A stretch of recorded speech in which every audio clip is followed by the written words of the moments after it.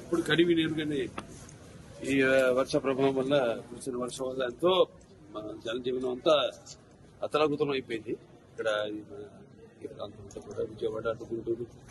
So మనం కూడా చెప్పడం జరిగింది 50 సంవత్సరాలు పూర్తి చేసుకున్న సందర్భంలో ఇట్లా నాన్నగారి నుంచి కూడా ఎలా ఆయన ఎప్పుడు ఎటువంటి విపత్కర పరిస్థితి వచ్చినా రాష్ట్రాలకి అంటే ఇప్పుడు ఆంధ్ర తెలంగాణ కాబట్టి ఏ రాష్ట్రం అయినా ప్రాంతాలు వేరైనా మన అంతరంగాలు ఒకటేనన్నా యాసలు వేరుగా ఉన్నా మన భాష తెలుగు భాష అలా అన్నింటినీ కలిపారు ఎన్టీ రామారావు.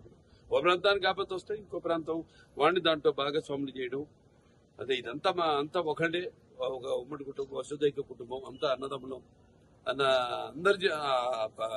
అందరిని ప్రభావితం చేసి వాళ్ళని అందరినీ ఆదుకునేలా అలాగే మేము కళాకారులు ఆయన్నే ఆదర్శంగా తీసుకుని అప్పటి నుంచి అంటే నేషనల్ డిఫెన్స్ ఫండ్ కానివ్వండి లేకపోతే మన ఉప్పెన కానివ్వండి దివిసీమలో లేకపోతే మన వేరే రాయలసీమ క్షామ నివారణ కోసం అయితేనేమి ఆయన అప్పుడు జోలి బట్టి మిగతా ప్రాంతాలన్నీ తిరిగి ఆయన అడుక్కోవడం జరిగింది డబ్బు.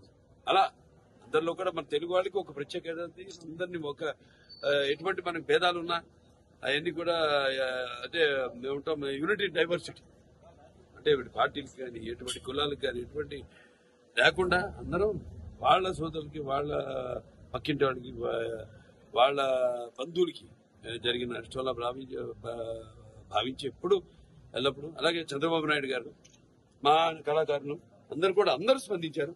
వాళ్ళ సిద్ధు చంద్రబాబు గారు అయితేనేమి లేకపోతే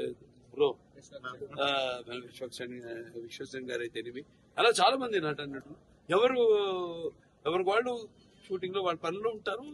ఇప్పుడు మాకు ఖాళీ దొరికింది కాబట్టి ఒక్కరోజు వచ్చేసి ఎందుకంటే ఇప్పుడు అనౌన్స్ చేసి చాలా రోజులైంది వచ్చేసి మా సహాయార్థం ప్రజలకి ఇక్కడ బాధితులకి ఈ యొక్క సీఎం రిలీఫ్ ఫండ్ కి ఏదైతే వచ్చింది మేము అనౌన్స్ చేసామో అది ఇవ్వడానికి వచ్చాం. అలాగే చాలా మంది కూడా ప్రభావితులయ్యి వాళ్ళు అనౌన్స్ చేయడం జరిగింది. వాళ్ళు తిరిగి సమయంలో వాళ్ళు వచ్చి తప్పకుండా వాళ్ళు ఇచ్చి పెడతారు. వాళ్ళు ఏదైతే ఇద్దాం అనుకున్నారో ఏదైతే వాళ్ళు ప్రకటన చేశారు. అయినా ఇది లేనిపోని రచ్చ చేసి ఈ పేర్లు ఎందుకు లేని పేర్లు ఎత్తడం కూడా అనవసరం. ఏదో ఎంత హాస్యాస్పదం అంటే ప్రభుత్వం సృష్టించిందట ఈ వరదకి అంతకంటే హాస్యాస్పదం అంటే అదే అడిగితే ఏం మాట్లాడాలి మాకు తెలీదు. మనకు తెలుసు వాళ్ళ గురించి ఏం మాట్లాడాలో ఏం మాట్లాడకూడదు. అది దీంట్లో సాయం అందించిన చాలా మంది ఉన్నారు. అక్షయ్ వాడు ఉన్నారు.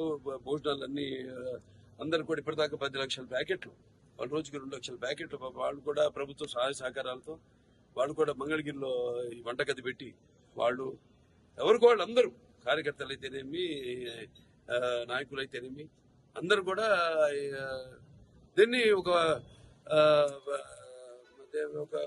విపత్తు దీని కింద కెలామిటీ కింద కేంద్ర ప్రభుత్వం దాన్ని గుర్తించి దాని సహాయ సహకారాలు అందిస్తుంది ముందు.